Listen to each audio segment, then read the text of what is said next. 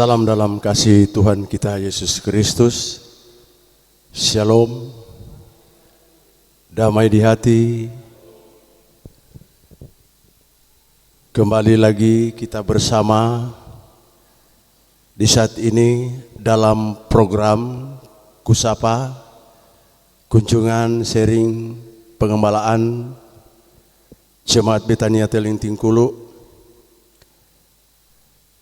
Dan program ini akan dituntun oleh Komisi Priakumbapa Jemaat Betania.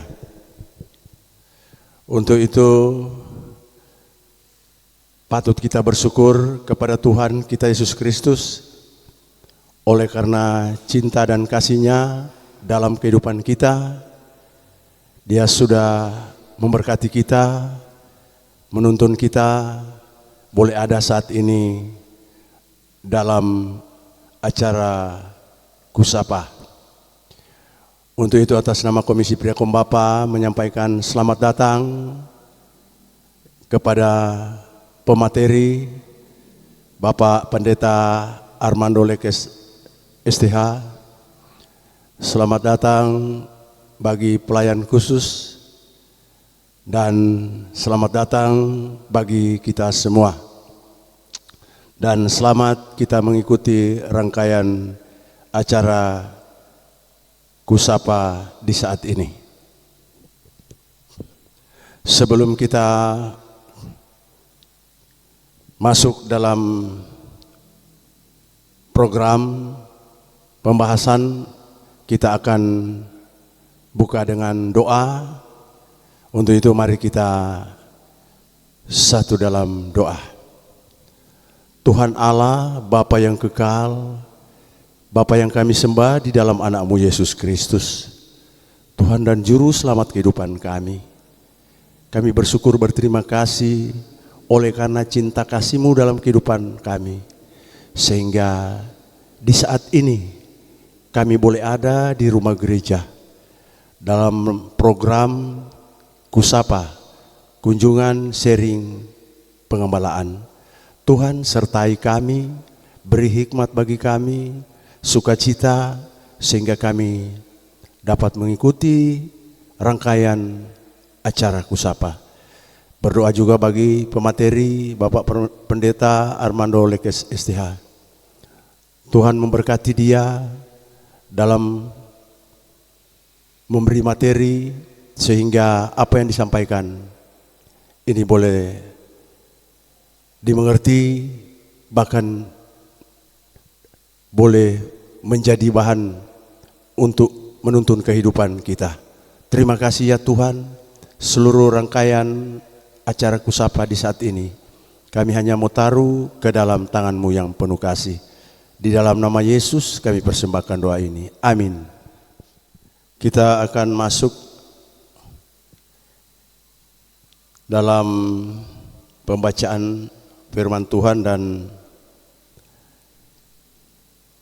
akan membahas, dan kami akan serahkan kepada Bapak Penatua Tommy Tarumingking.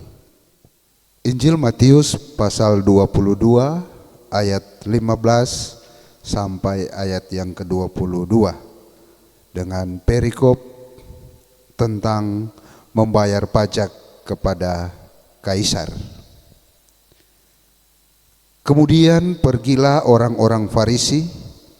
Mereka berunding bagaimana mereka dapat menjerat Yesus dengan suatu pertanyaan.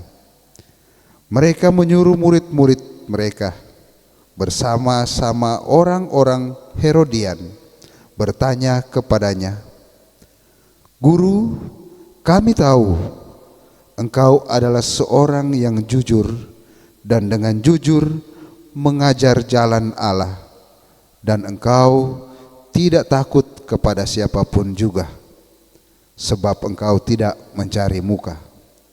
Katakanlah kepada kami pendapat-Mu. Apakah diperbolehkan membayar pajak kepada kaisar atau tidak?" Tetapi Yesus mengetahui kejahatan hati mereka itu, lalu berkata, "Mengapa kamu mencobai aku, hai orang-orang munafik? Tunjukkanlah kepadaku mata uang untuk pajak itu. Mereka membawa suatu dinar kepadanya. Maka ia bertanya kepada mereka, gambar dan tulisan siapakah ini? Jawab mereka, gambar dan tulisan Kaisar. Lalu kata Yesus kepada mereka, berikanlah kepada Kaisar apa yang wajib kamu berikan kepada Kaisar, dan kepada Allah apa yang wajib kamu berikan kepada Allah. Mendengar itu, heranlah mereka dan meninggalkan Yesus lalu pergi. Demikian pembacaan firman Tuhan. Ku akan selalu bersyukur kepadamu Yesus Tuhanku, yang menanggung semua dosaku, karena kasih-Mu yang besar. Betapa Engkau Tuhan, betapa baik Kau Tuhan, kasih-Mu yang tak terukur, membuat hatiku tentram. Demikian pembacaan Alkitab dan puji-pujian yang sudah kita dengarkan bersama. Saat ini mari kita masuk dalam pembahasan materi yang akan dibawakan oleh yang terkasih Pendeta Bapak Armando Lekes STH. Terima kasih atas kesempatan yang telah diberikan. Salam dalam kasih Tuhan kita Yesus Kristus. Shalom. Damai di hati. Shalom. Puji Tuhan.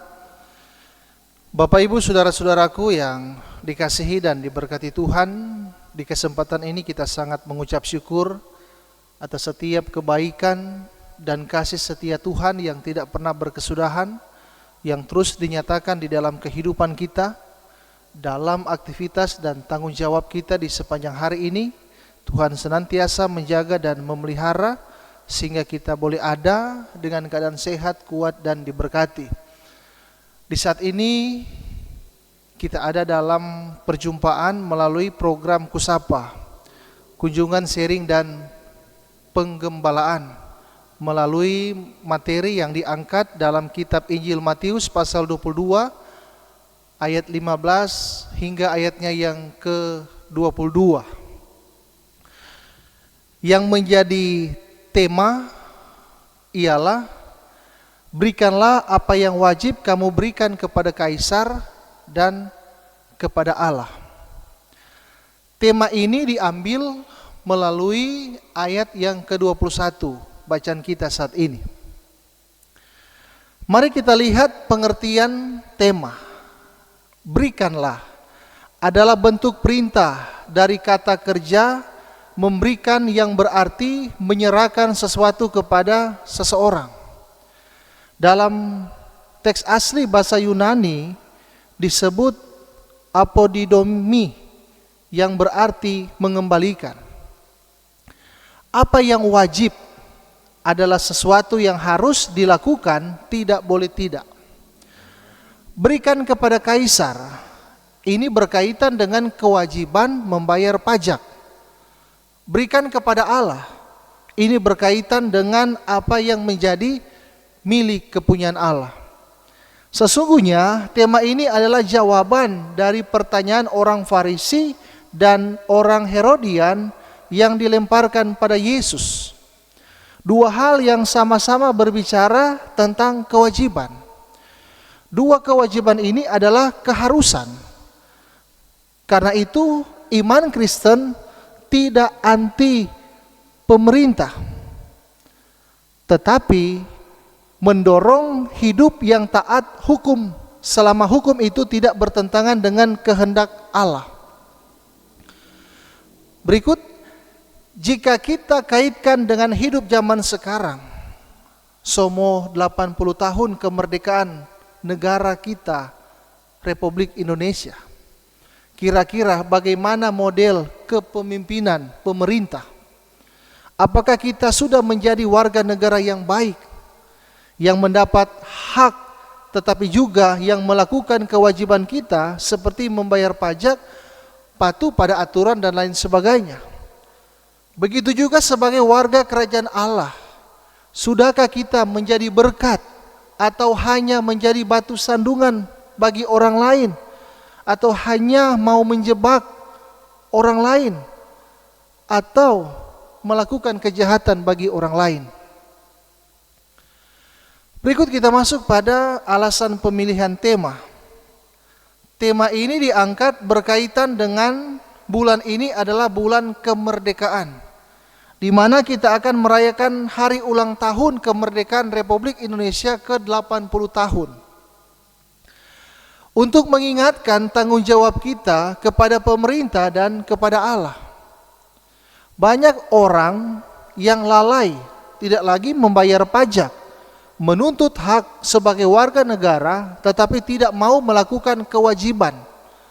Begitupun kepada Allah, hanya mau meminta dan menerima berkat, tetapi tidak mau memberi apa yang menjadi kepunyaan Allah, termasuk mempersembahkan tubuh sebagai persembahan yang hidup, kudus dan berkenan kepada Allah. Berikut kita masuk pada latar belakang kitab.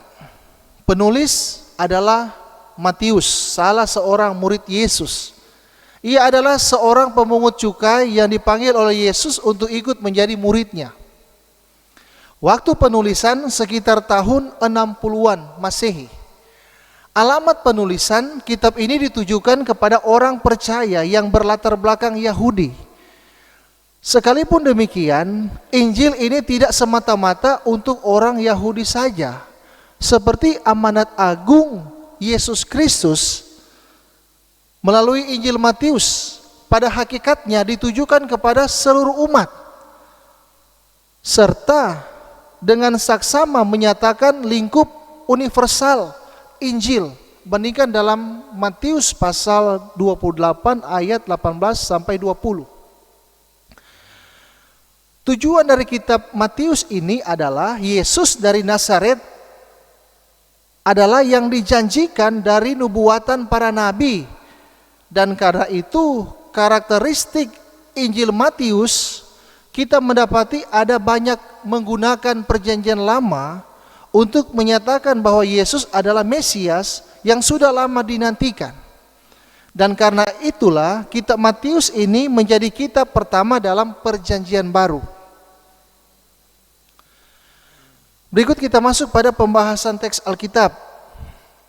Pokok-pokok pikiran. Dalam Matius pasal 22 ayat 15 sampai 17, orang-orang Farisi dan Herodian mencoba menjebak Yesus. Ayat 18 hingga 21, Yesus menyadari niat jahat mereka dan memberi jawaban. Ayat 22 adalah respon dari jawaban Yesus. Berikut kita masuk pada pokok pikiran yang pertama. Di ayat yang ke-15 dikatakan, kemudian pergilah orang-orang Farisi. Yang menjadi pertanyaan, siapa orang Farisi ini? Orang-orang Farisi ini adalah orang yang berpengaruh, punya jabatan dan terhormat. Mereka adalah orang-orang dalam agama Yahudi yang terdiri dari para rabi atau guru agama Yahudi dan ahli Taurat yang berpengaruh kuat dalam masyarakat. Mereka berpegang pada hukum Taurat Musa dan pada adat istiadat nenek moyang orang Yahudi. Mereka melakukan ibadah dan perbuatan baik dengan motivasi yang salah, yaitu supaya dilihat orang dan mengabaikan keadilan dan belas kasihan. Dalam Alkitab dikatakan mereka pergi untuk berunding. Mereka bersama membuat suatu rencana. Mereka mengadakan persengkongkolan untuk menjerat Yesus. Kata menjerat di sini dari teks asli bahasa Yunani ialah pagideuo, yang berarti memasang perangkap. Mereka berusaha menanyai Yesus tentang hal-hal yang dapat membuat Yesus memberikan jawaban yang membuat dirinya sendiri celaka. Persekongkolan ini terjadi antara orang Farisi dan orang-orang Herodian. Orang Herodian adalah kelompok pendukung Herodes, orang-orang yang loyal kepada Herodes dan mendukung pemerintah Romawi. Mereka membenci Yesus karena bagi mereka kehadiran Yesus dapat mengancam kekuasaan mereka. Berikut inilah yang menarik. Kelompok Farisi dan Herodian sebenarnya adalah kelompok yang bertentangan secara politik dan religius. Ternyata mereka bersatu karena keduanya punya kepentingan yang sama, yaitu untuk menjatuhkan Yesus. Di sini kita mendapati ada poin penting, yaitu untuk mencapai rencana licik, lawan bisa menjadi kawan. Tujuannya sama, yaitu demi kepentingan. Mereka memulai pertanyaan itu dengan melontarkan pujian pada Yesus sebagaimana yang diuraikan di ayat yang ke-16. Mereka mengatakan pujian. Pertama, Yesus adalah seorang yang jujur dan dengan jujur mengajarkan tentang jalan Allah. Jujur di sini dari teks asli bahasa Yunani disebut aletes, yang berarti mencintai kebenaran. Artinya mengajarkan kebenaran. Bagi mereka Yesus mengajarkan tentang hukum Allah secara tepat, mengajarkan hal yang benar tentang kehendak Allah bagi manusia.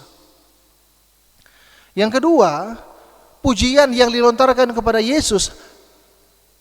Mereka katakan Yesus adalah orang yang tidak takut pada siapapun. Maksudnya adalah ia tidak peduli pendapat orang tentang ajarannya. Ia tidak membiarkan diri dipengaruhi oleh orang lain. Pujian yang ketiga, tidak mencari muka. Artinya Yesus memperlakukan semua orang sama apapun kedudukannya. Kalimat yang memuji Yesus namun punya hati yang licik untuk menjatuhkan dia. Kalau dialek bahasa Manado, torang bilang, karena itu mesti hati-hati Kang. Jangan ada orang yang bikin begitu patorang. Ada orang yang kasih pujian tarik, mar ternyata menjebak patorang. Lain di bibir, lain di hati. Berikut, setelah memberi pujian, mereka masuk pada pertanyaan jebakan di ayat yang ke-17. Apakah diperbolehkan membayar pajak pada kaisar atau tidak? Ini adalah pertanyaan politik yang sangat menjebak Yesus. Mereka meminta pendapat Yesus. Jika Yesus menjawab membayar pajak itu wajib, maka mereka akan mengatakan dia memihak pada pemerintah Roma, sehingga dia akan dibenci oleh rakyat Yahudi. Karena bagi mereka pajak bagi rakyat Yahudi adalah penindasan kekuasaan Roma. Jika Yesus berkata tidak boleh, maka ia akan dituduh melawan pemerintah Roma. Dan pasti dia terjerat dan akan mendapat penghukuman. Selanjutnya, di pokok pikiran selanjutnya kita dapati bahwa Yesus menyadari niat jahat mereka. Dia mengetahui kejahatan hati mereka. Dalam teks asli bahasa Yunani disebut poneria, yang berarti rencana, tujuan, dan keinginan jahat. Yesus kembali memberi pertanyaan, mengapa kamu mencobai aku, hai orang-orang munafik? Pertanyaan ini diberikan Yesus karena Yesus tahu bahwa mereka datang bukan untuk meminta penjelasan, tetapi untuk mencari masalah karena dengki pada Yesus. Mereka memasang jebakan untuk menjerat Yesus. Yesus mengatakan mereka hanyalah orang munafik. Yesus memberi jawaban atas pertanyaan mereka.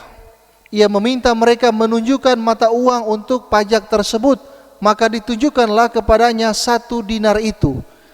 Dinar adalah mata uang yang diwajibkan sebagai pembayaran pajak dan terbuat dari perak yang bergambar wajah kaisar Romawi disertai tulisan yang bersifat keagamaan. Pada masa itu, uang logam 1 dinar bergambar Kaisar Tiberius pada salah satu sisinya. Ini adalah uang yang digunakan untuk membayar pajak pada kaisar. Yesus bertanya tentang koin itu, gambar dan tulisan siapakah ini? Dengan cepat mereka menjawab bahwa itu adalah gambar dan tulisan kaisar. Berikut, luar biasa jawaban Yesus. Ia dengan hikmatnya mampu menjawab pertanyaan jebakan ini. Yesus tidak melarang orang membayar pajak. Yesus menjawab, berikanlah kepada kaisar apa yang menjadi milik kaisar, dan kepada Allah apa yang wajib kamu berikan kepada Allah. Kata berikan di sini dari teks asli bahasa Yunani disebut apodidomi, yang berarti bayarlah. Apa yang menjadi milik kaisar harus dikembalikan kepadanya, dan apapun yang menjadi milik Allah harus juga dikembalikan kepada Allah. Apa yang menjadi tanggung jawab kepada negara harus dilaksanakan, demikian juga tanggung jawab kepada Allah haruslah dilaksanakan. Memberi pajak kepada kaisar itu penting, tetapi juga memberi persembahan kepada Allah juga penting. Yesus memisahkan 2 kewajiban. Kewajiban sebagai warga negara dan kewajiban sebagai ciptaannya. Pajak diberikan kepada pemerintah, sedangkan hidup serta kepemilikan kita kepada Tuhan Allah, sebab kita adalah milik Allah. Bulan ini adalah bulan kemerdekaan. Yesus tidak hanya mengizinkan mereka membayar pajak, tetapi mengharuskannya. Yesus menunjukkan tanggung jawab setiap orang terhadap Tuhan Allah dan negara. Tanggung jawab menjadi umat Allah dan warga negara yang baik.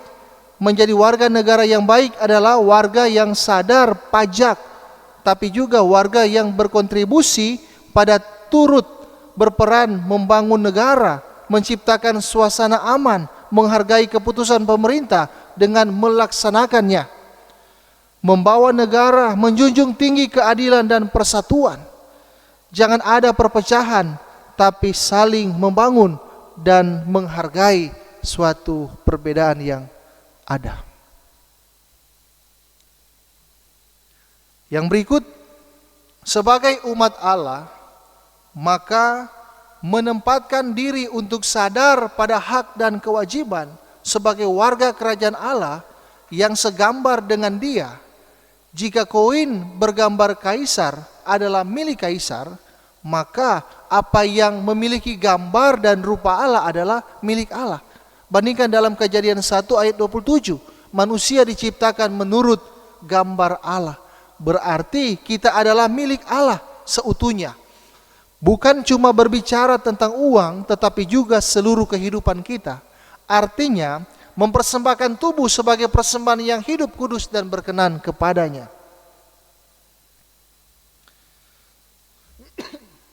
Yang berikut, pokok pikiran yang terakhir di ayat 22. Kita menemukan respon atas jawaban Yesus. Sesungguhnya jawaban Yesus di luar dugaan dari orang Farisi dan orang Herodian. Apa yang Yesus sampaikan melebihi pemikiran mereka. Mereka tidak menduga jawaban itu. Jawaban Yesus membuat mereka tertegun dan heran. Mereka tidak menjerat Yesus, karenanya mereka meninggalkan Dia lalu pergi. Jika mengalami posisi seperti Yesus, janganlah takut.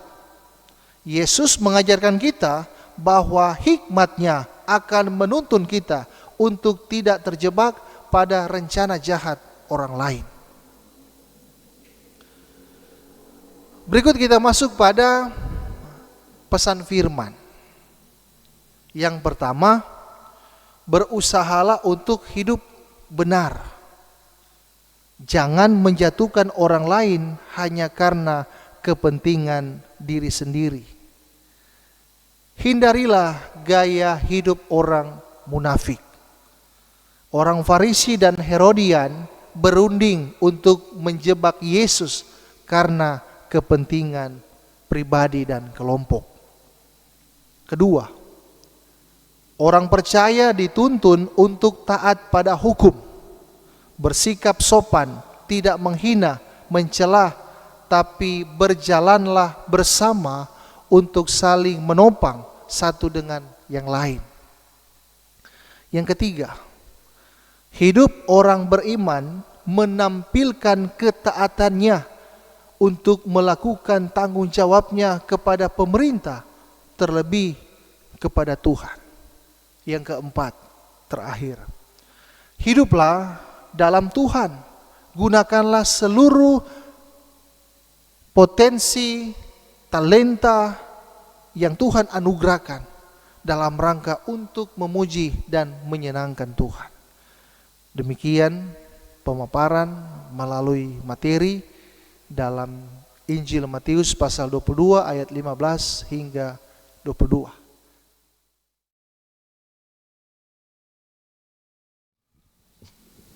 Terima kasih untuk kesempatan ini. Langsung juga Pak Pendeta, cuma mau ingin penjelasan karena di saat ini kan orang sementara membahas tentang kewajiban. Kewajiban yang pendeta bilang tadi itu sesuatu yang harus diberikan. Di sini kepada Allah dan kepada kaisar. Nah, ini berarti ada kata wajib kepada Allah, wajib kepada kaisar. Nah, kalau bicara tentang kepada kaisar itu orang berbicara tentang pajak, uang. Kemudian dalam bentuk persembahan yang orang bentuk pemberian uang dalam gereja ada berbagai cara. Jadi ada persembahan misalnya kan di kolom-kolom, di bipra, di gereja. Itu apakah itu merupakan kewajiban? Sampul-sampul, baik itu sampul bulanan, sampul syukur, atau ada perpuluhan dan lain-lain. Apakah itu yang memang dikatakan pemberian untuk Tuhan, apakah itu memang dikatakan wajib kepada Allah? Apakah itu salah satu atau bentuk pemberian wajib kepada Allah? Karena di dalam firman juga berkata bahwa torang nyanda dalam torang memberikan sesuatu kepada dalam rangka syukur kita kepada Tuhan, torang nyanda diwajibkan. Tapi orang memberi dengan ketulusan, sehingga kadang-kadang dalam pertanyaan ini, apakah ini bertentangan dengan firman Tuhan? Karena ini berbicara wajib, sedangkan dalam karya penyelamatan Tuhan Yesus lewat pengorbanannya di kayu salib, sehingga orang dalam melakukan segala sesuatu dengan hati yang tulus, dengan segenap hati, dengan ketulusan, tanpa paksaan. Mohon penjelasan Pak Pendeta. Terima kasih. Jadi memahami apa yang disampaikan, ini ada dua hal kan, kaisar kemudian Allah. Artinya kaisar berarti terkait dengan kepemerintahan. Kemudian Allah itu berarti kepemerintahan kerajaan Allah. Kalau kaisar kan dia cuma di dunia. Tapi kalau Allah berarti dia berkuasa di dunia dan di sorga. Itu sedikit berbeda dari situ. Yang mungkin perlu kita cermati sekarang ini, bagaimana orang melihat terkait program-program pemerintah yang betul-betul memberi dampak kepada masyarakat. Artinya ini betul-betul memberi dampak positif dalam kehidupan masyarakat. Tetapi kemudian kita perlu juga melihat program-program gereja.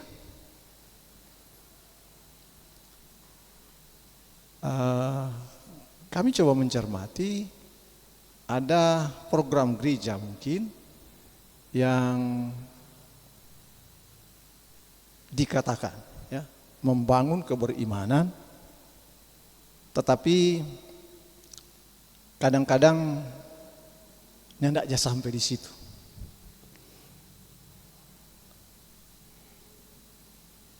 Kalau mau jujur ya, torang pe kegiatan lomba-lomba itu selalu torang bilang untuk kemuliaan Tuhan. Seperti itu kan. Jadi sasarannya itu untuk kemuliaan Tuhan, tujuannya. Tetapi praktiknya kadang-kadang sampai pada orang pe kemuliaan. Dan itu terpelihara dalam kehidupan bergereja kita. Yang seharusnya misalnya lomba-lomba itu baking tu jemaat semakin beriman. Baking tu warga yang mengambil bagian itu setiap hari Minggu dia beribadah.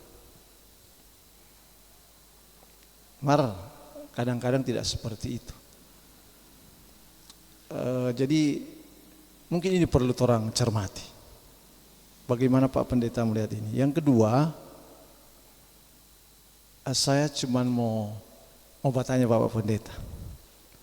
Karena kan saya memahami gereja adalah mitra pemerintah. Bagaimana peran posisi gereja kita terhadap pemerintah? Apakah orang ada pada posisi yang benar atau menempatkan di tempat yang seharusnya, atau orang tabawa atau mungkin tidak lagi pada posisi yang seharusnya? Jadi kira-kira kalau Pak Pendeta lihat sampai waktu ini orang gereja itu memposisikan di batas-batas yang mana?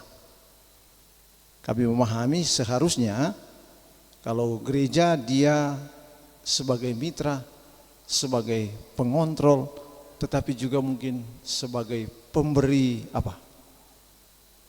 nasihatkah dan sejenisnya.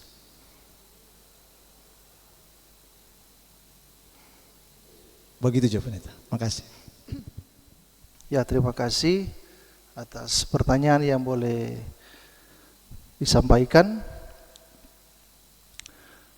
Melalui materi yang diangkat dalam kitab Matius pasal 22 ayat 15 sampai 22 menyangkut juga tentang tema berikanlah kepada Allah apa yang wajib kamu berikanlah kepada kaisar apa yang wajib kamu berikan kepada kaisar dan kepada Allah.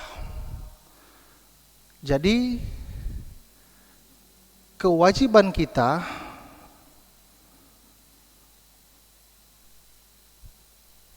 untuk memberikan kepada kaisar atau pemerintah, dalam hal ini membayar pajak. Jadi membayar pajak ini bukan hanya tuntutan dari kaisar atau pemerintah, tetapi juga ini tuntutan dan perintah dari Yesus Kristus itu sendiri untuk menaati setiap aturan yang ada melalui membayar pajak. Dan kepada Allah yang menjadi pertanyaan bahwa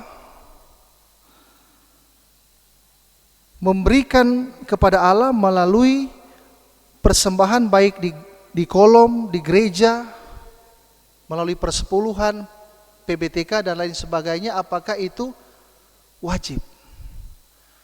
Nah, bagi saya persembahan syukur seperti itu bagian ucapan syukur kita atas setiap kebaikan dan kasih sayang Tuhan, maka layak bagi kita untuk memberi persembahan syukur melalui seperti yang saya katakan tadi. Tetapi yang terutama yang wajib kita berikan kepada Allah yaitu tubuh kita sebagai persembahan yang hidup, kudus, dan berkenan kepada Allah. Sebab itulah ibadah kita yang sesungguhnya, sebagaimana yang diuraikan dalam kitab Roma pasal 12 ayat 1. Dan yang berikut,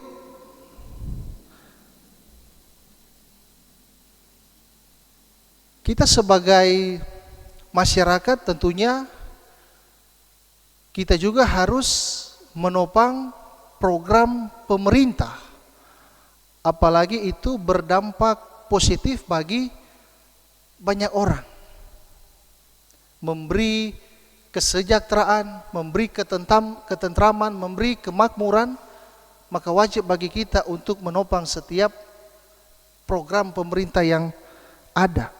Begitu juga dalam program gereja. Kalau program-program itu membangun iman jemaat dalam rangka kita semakin melekat kepada Tuhan, maka wajib bagi kita juga untuk saling menopang dalam kerja kepelayanan. Asalkan itu berdampak positif dalam kelangsungan keberimanan kita sebagai jemaat Tuhan. Berikut, gereja adalah mitra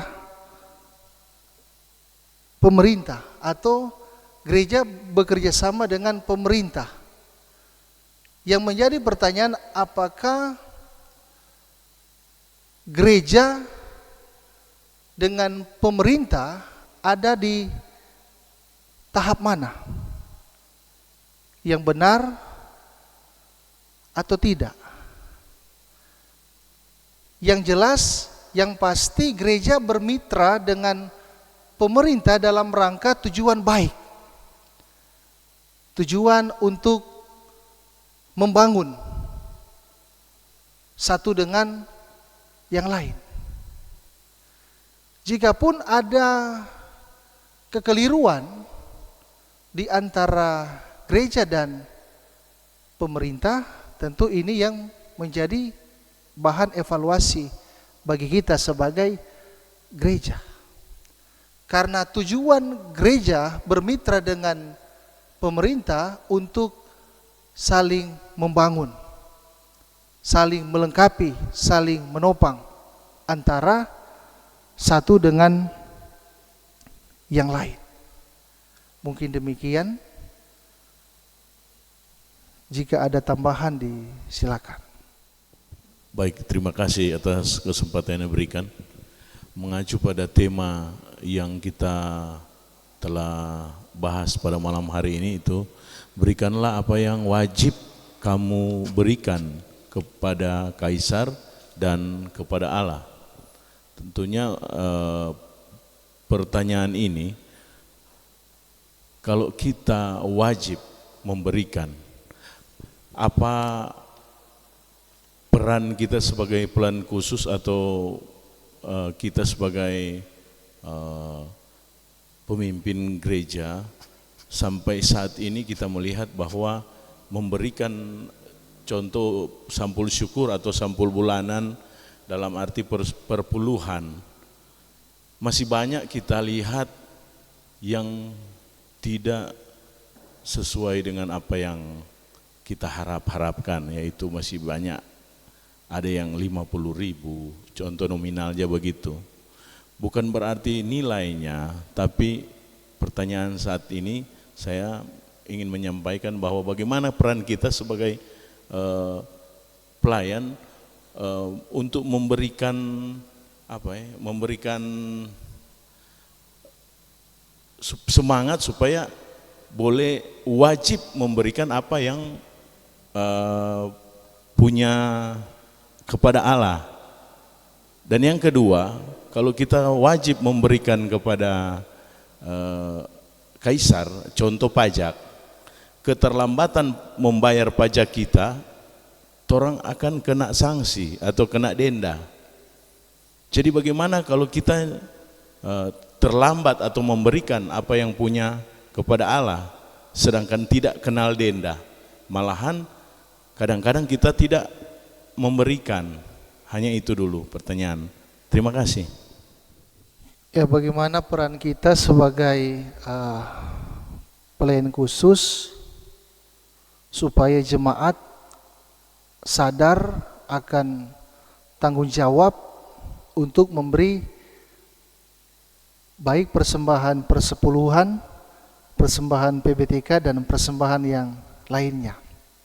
Tentu kita adakan pendekatan kepada mereka yang belum sadar dalam pemberian persembahan syukur kepada Allah. Sebagaimana yang saya katakan tadi bahwa persembahan-persembahan itu bagian dari ucapan syukur kita atas setiap kebaikan dan kasih sayang Tuhan. Jadi itu tinggal dari kesadaran kita sendiri. Apakah kita mau memberi atau tidak itu kembali dari diri sendiri. Tetapi tanggung jawab kita memberi pengertian kepada mereka atau pemahaman kepada mereka bahwa persembahan syukur itu atau persembahan kepada Tuhan melalui persepuluhan atau PBTK itu sebagai ucapan syukur, karena yang wajib yang kita persembahkan kepada Allah yaitu tubuh kita sebagai persembahan yang hidup, kudus dan berkenan. Soal membayar pajak kepada pemerintah yang lambat bayar pajak. Nah, tentu ini menyangkut juga diri kita masing-masing, kan? Kesadaran diri kita masing-masing, toh. Kita sebagai warga negara yang baik, kita bukan hanya saja menuntut hak kepada negara, tetapi kita tidak wajib melakukan apa yang seharusnya kita lakukan. Artinya kita bukan hanya saja menuntut hak pada negara, tetapi kita harus wajib mengikuti aturan yang ada melalui membayar pajak. Terlambat membayar pajak tentu sanksinya adalah denda, dan kita harus mengikuti aturan itu. Karena itu ya sebagai sesama umat Tuhan ya saling mengingatkan tentang kewajiban dan tanggung jawab kita sebagai warga negara. Mungkin itu. Baik, makasih. Yang pertama soal pemberian wajib. Orang berangkat dari konsep persembahan atau mengucap syukur. Sampai sekarang orang masih pakai istilah persembahan. Padahal tadi sudah dijelaskan, yaitu soal pemberian tubuh, pemberian diri, itu sebenarnya bicara persembahan. Kemudian bicara apa yang sebenarnya yang ya menurut saya sudah sedikit melenceng dari apa yang orang laksanakan dalam ibadah selalu disebut persembahan. Padahal pada kenyataannya itu adalah ucapan syukur kita dalam menjawab karya pertolongan kasih sayang Tuhan dan berkat-berkat yang sudah orang terima melalui tugas pekerjaan. Sehingga apa yang harus dilakukan? Yaitu memberi dengan kerelaan, dengan sukacita, tidak bersungut-sungut. Sehingga mana yang harus orang pilih? Persepuluhan atau perpuluhan? Perpuluhan adalah sesuatu yang memang kudus, tak bercacat, dan murni, tidak ada sungut-sungut. Kalau persepuluhan sebenarnya itu tradisi Yahudi, di mana para orang Lewi yang tidak ada kebun, maka segala sesuatu hasil dari semua suku yang ada harus diberikan persepuluhan. Pendapatan dari tanah, dari pertanian, dari peternakan, itu persepuluhan. Walaupun di sisi lain kita mengenal banyaknya istilah persembahan, hulu hasil, hasil pertama. Kedua, Torah akan memberikan apa yang sebenarnya lewat persembahan korban.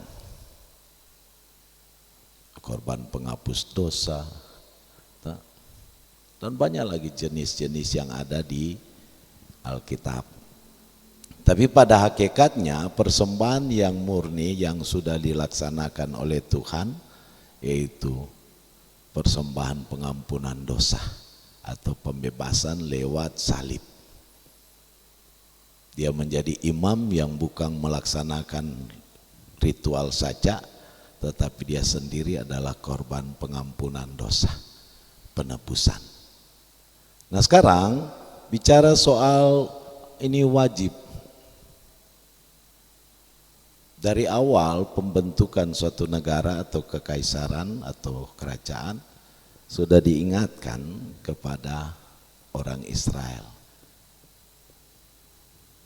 Nah sekarang dalam rangka apa?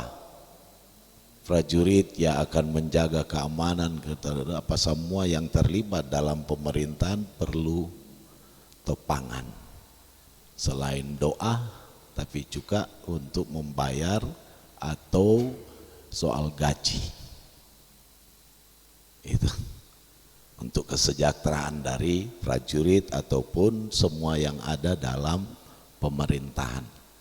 Di satu sisi kita diperhadapkan dengan pemahaman bahkan lewat Undang-Undang Dasar bahwa pasal 33 Kang, tanah dan air dan semua yang terkandung di dalamnya digunakan untuk kesejahteraan, pendek saja, kesejahteraan rakyat.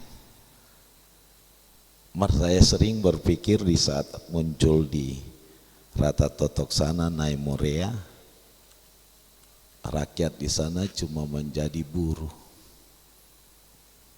Cek per cek, banyak pejabat-pejabat dengan aparat P kompleks di sana. Selain itu banyak juga dari asing dengan segala sarana pengelolaan tambang di Rata Totok sana. Muncul pertanyaan, apa benar itu untuk kesejahteraan rakyat? Sekarang gereja tampil seperti pertanyaan dari Bapak Penatuhen. Untuk apa? Haruskah gereja hanyut dalam situasi itu? Apalagi dengan muncul aturan atau masih isu bahwa golongan atau ormas atau apa boleh membuka dan menguasai tambang. Kan? Masih ingat aturan yang Maka gereja terpaksa kalau demikian dia harus tampil untuk memantau, menyelidiki dan memberikan masukan sebagai istilah mitra, mengeritik, tapi juga mengarahkan. Persoalan paling berat sekarang adalah yang duduk di situ adalah bagian dari gereja yang mengaku percaya kepada Kristus. Mereka berada dalam dilema, di satu sisi untuk kepentingan, tapi di sisi lain untuk kesejahteraan. Maka di sini kita diperhadapkan dalam bagaimana bersikap. Sehingga banyak kali saya katakan, kalau demikian, maka sering kita memberikan sesuatu pemahaman yang kadangkala menganggap itu adalah duniawi, sekuler. Padahal harus kita pahami itu adalah pekerjaan yang Tuhan berikan. Tambang juga adalah anugerah Tuhan bagi kita untuk dikelola dengan baik. Sehingga banyak kali saya katakan yang sekuler itu cuma dosa. Kalau pekerjaan itu anugerah Tuhan untuk torang kelola melalui torang pe talenta, karunia, hikmat, pengetahuan dan keterampilan. Di sisi lain kita diperhadapkan dalam tanggung jawab sebagai gereja. Saya memberikan penekanan dan saya tidak pernah menggunakan kata persembahan itu di ibadah, tapi ucapan syukur. Mengapa ucapan syukur?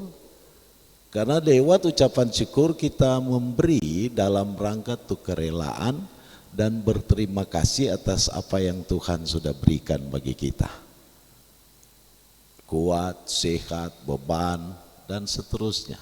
Berkat, ladang bisa menghasilkan, para pegawai rutinitas boleh menghasilkan. Demi apa itu? Di satu sisi seringkali untuk kemuliaan nama Tuhan. Tetapi kalau hal itu diselewengkan, apakah demikian? Tetapi akan mencoreng gereja itu sendiri. Nah, pemberian yang nantinya orang dengan sukarela, tidak bersungut-sungut, pasti dalam rangka sebutan perpuluhan itu adalah sesuatu yang istimewa. Seringkali orang tanpa sadari, mari orang hitung. Lebih dari istilah persepuluhan. Ya. Dalam rangka menopang akan atau turut serta dalam menjadikan semua bangsa menjadi murid. Pasar itu. So datang tuh dari gereja lain bawa proposal mau dengan terang terus dan harus memiliki kewajiban untuk memberi. Karena kalau orang tidak memberi berarti orang tidak topang karya keselamatan Tuhan itu. Nah, persoalan sekarang diperhadapkan dalam kekinian, jangan jauh-jauh untuk kehidupan jemaat. Banyak jemaat cuma suka menerima. Itu dapat orang lihat malas pi ibadah. Mar kalau diakonia sakit rajin dong tuntut. Mari orang berpikir secara matematis, itukah hasil ucapan syukur sedangkan pi ibadah malas?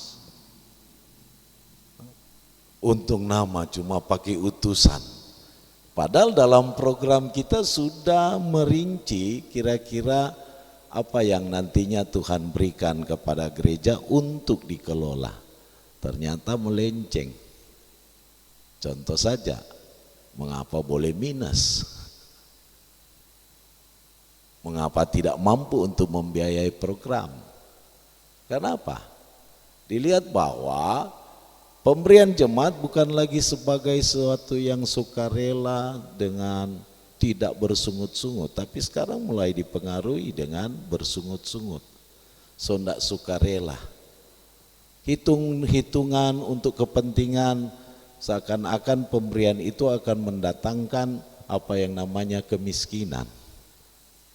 Di satu sisi kita juga mengingat bahwa ada pernyataan-pernyataan yang seringkali salah diartikan, yaitu banyak memberi, banyak berkat. Nah sekarang banyak orang memberi bangkrut. Banyak orang memberi bangkrut.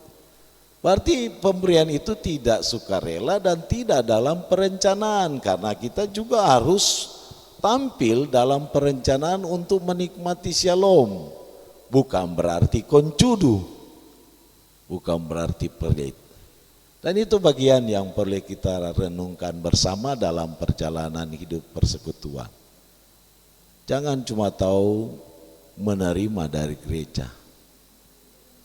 Tetapi saya juga tidak akan menggunakan ungkapan dari seorang tokoh dulu yang bilang, jangan berpikir apa yang akan orang terima dari negara ataupun gereja. Tapi berpikirlah apa yang orang mau backing untuk negara atau juga untuk gereja.